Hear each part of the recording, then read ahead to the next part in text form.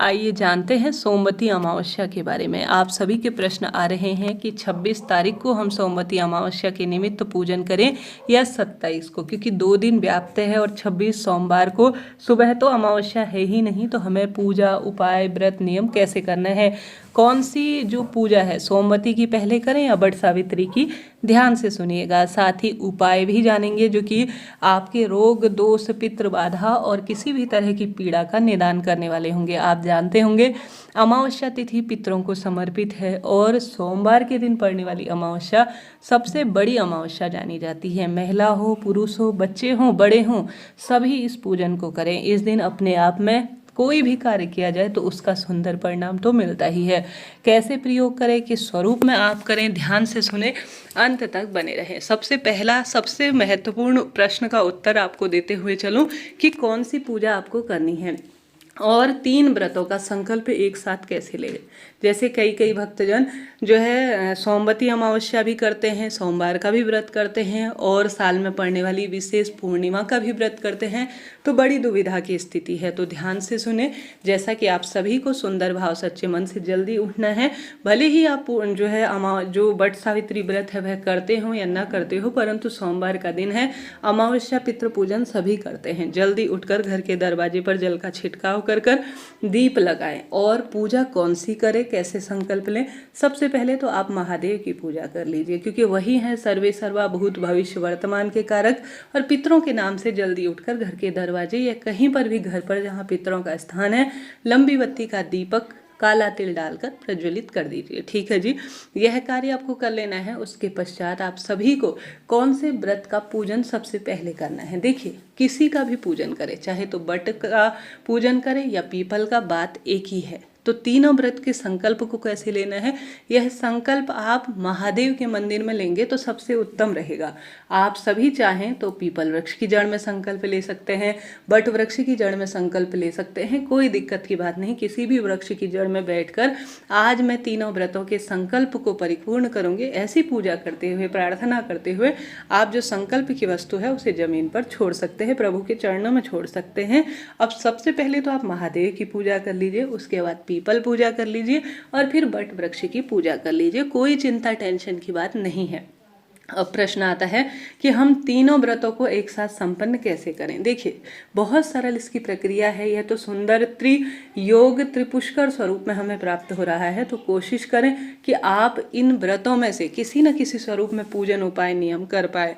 सबसे पहले आप सभी सच्चे भाव सच्चे मन से अपने घर के मंदिर में कहें कि हे भगवान जी, आज मैं सुंदर भाव से यह व्रत करने जा रही हूँ, मेरे जीवन को सार्थक करें। ऐसी प्रार्थना करते हुए आप तीनों व्रतों में, देखिए इन व्रतों में से सबसे सुंदर खासियत यह है कि बट सावित्री व्रत को तो 3 तरह से किया जाता है। कई भक्तजन सुबह पूजा कर व्रत को खोल लेते हैं, परंतु सोमवती अमावस्या का व्रत पूरे दिन भर में किया जाता है और सोमवार का दिन भी पूरे दिन भर में किया जा सकता है। तो सुंदर भाव सच्चे मन से सबसे उत्तम यही रहेगा कि आप इस दिन का श्रेष्ठ फल प्राप्त करना चाहते हैं तो इस दिन आप दिन में फलाहार कर तीनों व्रतों का लाभ ले सकते हैं और तीनों वृक्षों का पूजन कर सकते हैं, बेलपत्र और पीपल और बड़ वृक्ष का और महादेव का पूजन। तो अद्भुत फल मिलेगा।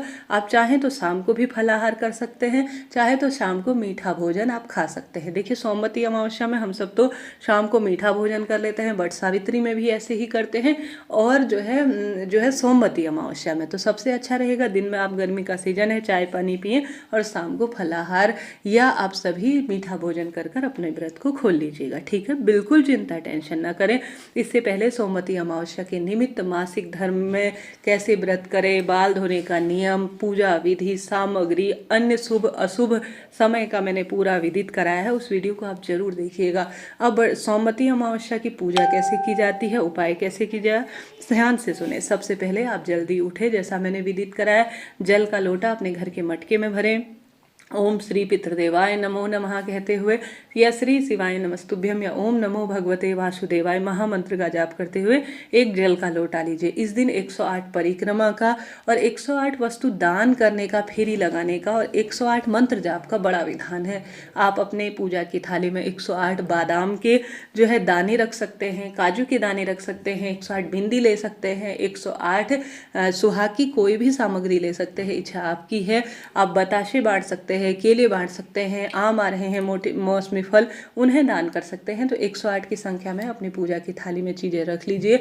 2 दीपक लेकर जाए, एक तो लंबी बत्ती का पितरों के नाम का, एक गोल बत्ती का सभी देवताओं के नाम का। आप इस दिन जो है, जैसे कि सोमवती अमावस्या है, तो आप सभी पिपलेश्वर महादेव का ध्यान करें और ओम नमो भगवते वासुदेवाय महामंत्र का जाप कर कर एक गोल और एक लंबी बत्ती का दीपक लेकर चले जाए पीपल पेड़ की जड़ में। और सबसे पहले साथ में ले जाएं एक जल के लोटे में कच्चा दूध, काला तिल और हल्दी, और गौरी गणेश वहीं पर बैठकर आप पूजन कर सकते हैं। ढेले बनाकर मिट्टी के छोटे से, या घर पर ही आप छोटा सा स्वरूप बनाकर उन्हें भी ले जा सकते हैं। स्क्रीन पर जैसे देख पा रहे हैं, पूर्वी या उत्तर दिशा की ओर अपना मुख करें।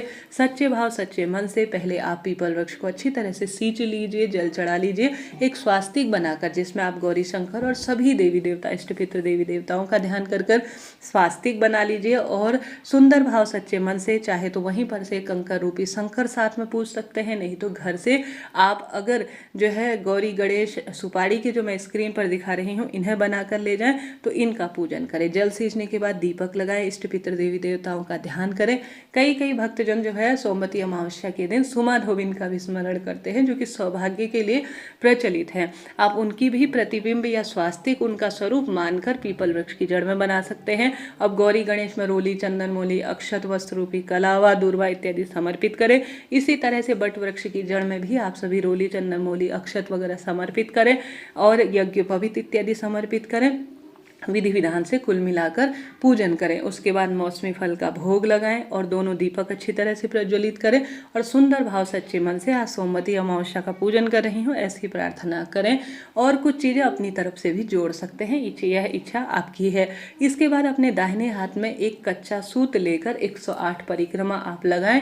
108 परिक्रमा न लगा पाए तो 7, 11, 21 परिक्रमा भी लगाई जा सकती है।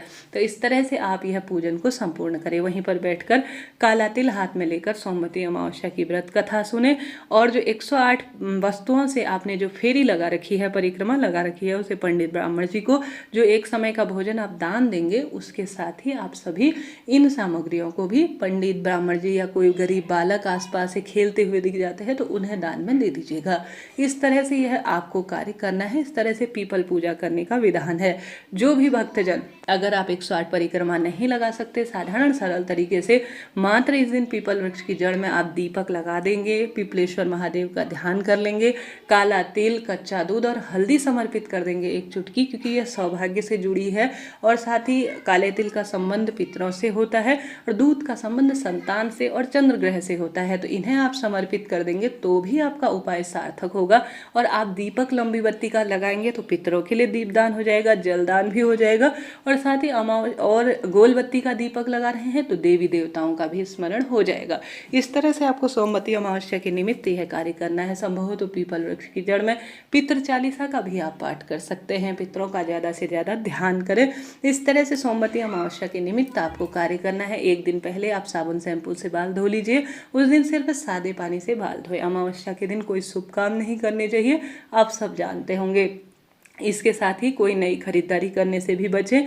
पितरों के नाम से एक समय का भोजन दान करें, जैसे छाता, मौसमी पंखा, अच्छा और जो फल हैं, ठंडक प्रदान करने वाली चीज़ें जैसे जूता, छाता इत्यादि जिनका महत्व है, इनका दान करें। और जो है इन दिनों गर्मी चरम सीमा पर है तो किसी पवित्र पेड़, जो भी पवित्र पेड़ आपको मिल जाए, इनमें इन समय तो गर्मी में पौधे लगाना सही नहीं है। जो पौधे अभी लगे हुए हैं उनको बचाना आवश्यक है। तो सुबह शाम जल का उन पर सिंचन करें, दीपदान करें, शिवलिंग पर कच्चा दूध, काला तिल समर्पित करें। थोड़ा ध्यान करते हुए पितरों का आप गंगाजल भी समर्पित करें, इससे पितृदोष मिटता है और सब तरह की शारीरिक, मानसिक, आर्थिक बंधनों से स्वतः ही मुक्ति मिल जाती है।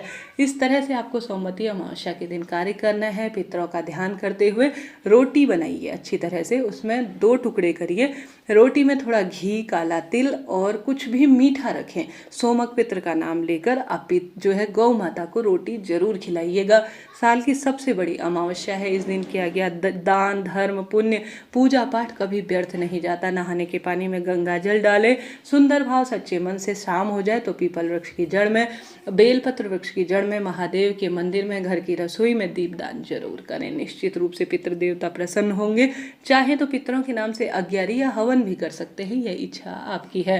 परंतु कोई ना कोई कार्य करें, बिना व्रत के भी आप दान पुण्य पूजा पाठ उपासना करते हैं, प्रभु के नाम मंत्रों का जाप करते हैं तो पितृदेवता प्रसन्न होते हैं। गौ माता की सेवा पूजा करने से भाग्य बदलता है। इस समय किया गया, इस दिन किया गया कोई भी कार्य बहुत सुख प्रदान करता है। जी, आप कोई ना कोई कार्य कीजिएगा। आशा है, उम्मीद है यह वीडियो आपके लिए जरा सा भी जानप्रद रहा हो तो लाइक करें, शेयर करें, कमेंट्स में जय श्री पितृदेवता लिखना ना भूलें।